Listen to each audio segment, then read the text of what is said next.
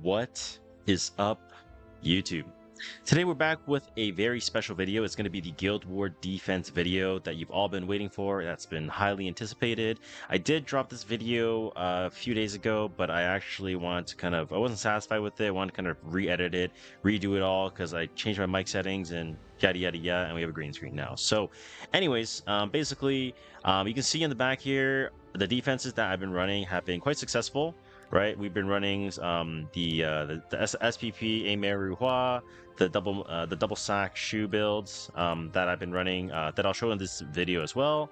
But yeah, don't go anywhere. I know you guys have been waiting for this for a long time, and these take me a hell of a long time to do, and a hell of a lot of gold since we don't have free unequip, nor do we have a scroll. So please, please, please, drop a like, comment for the algorithm, subscribe if you haven't already, and we'll jump into our first defense and maybe second defense right away.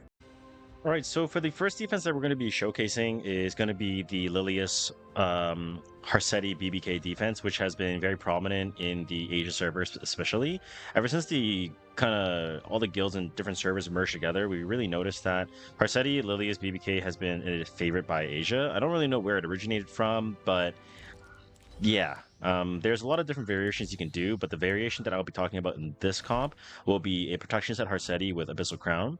And now you do want to have effectiveness with your prot set. If you don't have effectiveness on your protection gear, which a lot of people don't, you can just go for triple hit set or double hit set, whatever, right? You can go for just like a standard F Harsetti build. Alternatively, you probably don't actually want to run an injury build where there's zero effectiveness on it, because you do want to have that chance of landing Abyssal Crown as an extra win condition on defense. And the protection set also just gives an extra buff that the enemy has to deal with, especially for BBK. Now, BBK is going to be on a speed immunity build on Secret Art Storm Sword. Now, this is not fully optimized because I don't really want to burn too much gold, so hopefully you can understand. But what you want to make this look like is you want to have Destro and immunity on this BBK. And the whole reason for that is because you want to make sure that you're able to output as much damage as possible. And the Lilius is really strong with this comp because Lilius can be on Destro Torrent, and she also can be put on Symbol, and her S3 is going to be doing damage based off the ally's highest attack. So a lot of times that people see, you guys have seen me use this comp, the Yenya, LRK, and Alencia, right? A lot of people who will maybe try to copy this team in my videos, maybe they play RTA especially, and they are not super familiar with, or they don't want to change gear. It's a big gear check, right? Because Yenya is going to basically proc BBK to 1 HP, which puts her at max damage. And if she presses S3, Secret Art Stormstorm is going to proc and give attack buff, and then rip an S3. And then the Lily is going to rip an S3 while BBK is 1 HP with attack buff, just completely fully loaded, right? And so it puts the attacking player in a really bad position because it becomes a huge gear check for them. And if they don't have the bulk necessary to survive, then they're just going to straight up die, which is why this is kind of known as like a Yenya trap per se. Now, for the second defense is going to be the Mort, Ilanav, and Shu. Now, this defense, I recently made a video. If you haven't watched it yet, I highly recommend you check it out. But it's basically showcasing how to beat this team. Now, obviously, not everyone's going to have MLTU, and there are some certain lose conditions as well. But this defense, I think, is still overall very good if you're just in a more like casual guild that's aiming for top 100, top 500, top 1000, whatever the case may be. If you're in a fort, it's still going to work for you. I really believe so. So Shu's going to be on a 289 speed build. Now, if you can be even faster, great. If not, 270 or above will suffice. Sweet Miracle is going to be the artifact of choice. Other notable ones can be something like Snow Crystal to kind of like cheese people, or even like, I don't know, I've seen like Spear Purification. Don't understand why, but I digress. The second unit is going to be Ilanav here, who's going to be on a protection set on Holy Sacrifice. Now, you do want to have double Holy Sac. If you don't, this comp is probably not going to be great for you. Alternatively, you can run this on Aureus if you don't have a double Holy Sac, but it is a little bit weaker. Now, the third unit, last but not least, is going to be Mort, who's going to be on Holy Sacrifice, on Destro, and HP. Typically, you want to have him around like that 200 mark. I've seen some people run like 300 speed Mort before. Don't understand why, because they end up having like 15k HP. But if you can and you want to make some kind of cheese work, feel free. But the whole concept for this is basically Shu puts the game on a little bit of a timer, and having the double holy sack is so that if Mort somehow gets an S1 and defense breaks the enemy when they're attacking, and it goes into an S3, they're most likely going to lose one unit, right? And so it makes it really, really, really strong in that sense. So I highly definitely, whoa, what did I just mean? I highly recommend you giving this defense a try, and we'll see. Did my video absolutely ruin this defense or not? I'm not sure. But on to defenses number 3 and 4.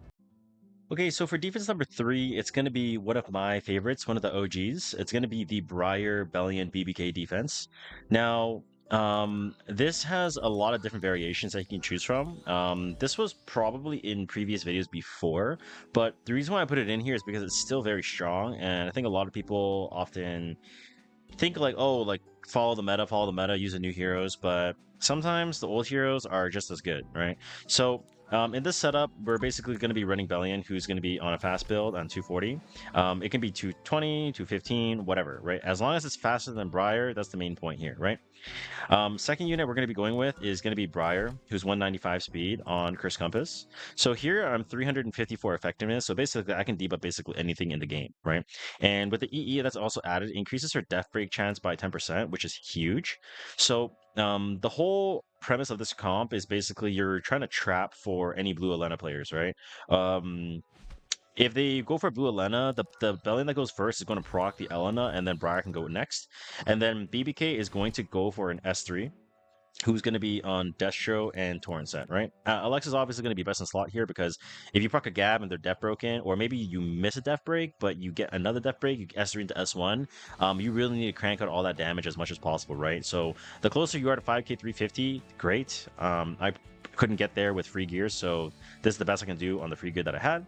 But basically, you're basically just playing for the Elena player, right? Someone with Elena, they're like, oh my god, wow, that's like so free, right? It's triple AoE. Elena's a free option, right? But you can just trap the Elena really easily by making Bellion go first. And I know some people in the comments are going to be like, oh, well, there's triple AoE. You can run something like Young Senya. So if you did go with Young Senya, you are going to just basically put immunity on BBK, right? You put immunity on BBK, you put immunity on Briar, and like, it's basically the same shit. You're basically just running them. Again, you can't do anything. If they press more S3, it doesn't do anything, and it's just pretty free from there. So, highly recommend you guys give this defense a try, and let me know if it works. And if it doesn't, it's not my fault. So, on to defense number 4. All right, so for defense number 4, it's going to be the SPP Meru Bystander Huayang defense. Now, one of the reasons why I think this defense is good, it's very strong, it's because it's very versatile. It can be built in so many different ways, and if you have the good enough gear for it, you can make basically anything possible, right? So what you have in front of here is going to be SPP. Now you can go Spatial Temporal Fan, you can go Miss Confili, you can go Warhorn, you can go even Glowing 21. You can basically go on any artifact on SPP. The whole point is not her artifact, more so it's mostly just her kit of applying rage, dual attacking, and just dragging, right? So overall, artifact really doesn't matter too much. You can go top speed, you can go super bulky, whatever option you want to go for, feel free. Okay, now second character is going to be Meru on counter set. So this is going to be on counter HP and on Fairy Tale for a Nightmare. Now, the reason why you have this on a counter set is because if they do try to focus down your Meru, then what's going to happen is you're potentially going to counter them, seal them, and then do a bunch of damage with Fairy Tale, push forward, and you have rage and you have a lot of tempo when you're going to be cycling, right? Now, you might also notice that her attack is actually a little bit higher than usual, and that's actually working as intended as possible. So you typically don't want to have her self-imprinted since you can give more HP to the rest of the team, so why not, right? So 3.4k attack means she's going to be the highest attack for my Spatial Temporal Fan. I don't know if you actually noticed, but I am on Spatial Temporal Fan. And now my Bystander Huayang is going to be on a Destruction Pen Set POV build. So the reason why I have it built this way is because I think a lot of people will try to like Janua this team because they'll see that, oh, you know, there's Huayang, I need something that can death pen, or oh, I can go like Fire Crowd and I can just like S3 and kill the Hua. But if you have a POV, you can tank all of that. You can tank Janua S1 Soulburn, you can tank the Guardian Captain Crow, S3 Soulburn, no problem, right? So this defense is going to be very strong because SPP actually hides the Meru so that they're forced to hit the Bystander Huayang here.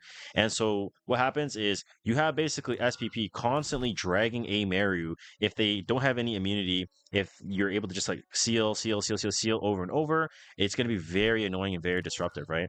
Now, one thing I do want to highlight is a Mary does not have to run Fairy Tale for a Nightmare, right? She can run artifacts like Ayala Violin, Abyssal Crown, right? These artifacts are also just as good. And if you're worried about people who are bringing immunity type units, you can actually bring Ayala in a defense afterwards. If you start noticing people are running, basically however they respond to your defense, you can just trap it accordingly for the next time, right? So that's why defense is all about making adjustments and trialing and testing and whatnot. But give this defense a try and let me know if you guys are able to farm some shields with it. I'm sure you will. And on to defense number 5 for today. Now, for defenses number 5 and 6, the defense on the left here is going to be Harsetti on Protection Set on Abyssal Crown. And I'll explain why you want Protection Set in just a moment. And then Firefly is going to be on Triple Set, who will be on Guiding Light as well. And then BBK is going to be on Destro and Immunity and Symbol of Unity. Now, the one defense that this defense will be trapping is going to be for the Mort Young Senya Fire Flank comp, as you can see in front of you. Now, the reason why this defense is really good into that offense is because you have the immunity on BBK so that you're protecting your second immortality turn as much as possible, and you can't get feared by Mort, right? Mort is a really great option paired with Young Senya into Harsetti matchups because he can't get tagged by things like Abyssal Crown and stuns or anything like that, right? Anything that is mobile affecting. So that's why people pair him the most, and obviously he can fear on S3 and he's a def brick on S1 for Fire Flan.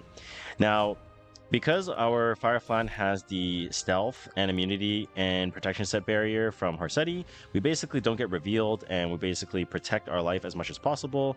And after they take their entire rotation, we basically just rip our Flan damage, rip our BBK S3 at 1 HP max damage, and just basically just kill the Fire Flan. Now, if they don't have enough bulk on their Fire Flan, they will die. So anyone that's playing RTA and they have a speed Flan, it's going to die on Symbol. And even on Symbol, you do actually have a decent chance of hitting. And that's actually what a lot of the Japan players prefer doing that we've noticed, is that in our first few matchups that they do really like running the Symbol BBK to tag the Flans, and it becomes a really big gear check, right? Where if they can actually hit with that Symbol, that Flan is mostly going to die on hit, right? So very, very strong defense that I highly suggest for number 5. Number 6 is going to be a little bit of a more new gen defense. Now, this one is going to be a lot less tested for sure, but ever since Celine recently got buffed, she has been, interesting to say the least. I have her at 288 here. Now, you can have her faster at 300, 305, 310. That's even better on Secret Art Storm Sword. And the reason why you want to have Secret Art Storm Sword is so that you can beat the Luna cleavers, right? A lot of people just want to like run Luna, Frida, Ludwig, and just press go, right? Now, your Celine is basically designed to cut in front of that and then S3 and then cleanse, and then they can't kill you, right? Now, your shoe is going to be on 289 speed. Now, you can go for 300, you can go 270, and 260, doesn't matter, right? As long as you have shoe on Sweet Miracle to put the game on a timer in case they bring any light units, it kind of puts a lot of pressure on them with the injury, right? And then the FCC here is going to be on just like a standard speed immunity. You can put this on Holy Sacrifice if you want, but the whole concept behind the FCC is so that if they try to bring like their own shoe, their splash damage is negated. If they try to bring Solitaria with Fairy Tale for a Nightmare, that splash damage again gets negated. And so it's a very new gen defense, and people who try to rush, I think it's very good for casual guilds to just like get free like Luna defense wins, because a lot of people in lower ranks love like cleaving with Luna for some reason, even if they see a thief. So take advantage of that if people do slam that into you, and yeah, give it a go and let me know how it goes. And on to defense number 7 and 8 for the video. All right, so defense number 7 is going to be Lone Wolf Peyra, Fire Flan, and Abyssal Yufin. And so the defense I'll be running is going to be featuring Lone Wolf Peyra, who will be on Proof of Valor on double HP and defense set on really slow speed. And then I'll be having my Flan, who's on triple set on Guiding Light, as well on triple set as per previous defenses.